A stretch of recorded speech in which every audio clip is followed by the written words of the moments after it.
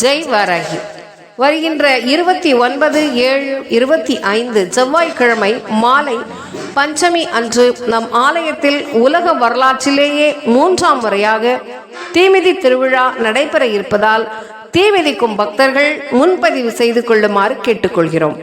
இன்னும் ஒரு வார காலமே இருப்பதால் இதர ஏற்பாடுகள் செய்ய ஆலயத்திற்கு ஏதுவாக இருக்கும். எனவே முன்பதிவு செய்ய கேட்டுக்கொள்கிறோம்.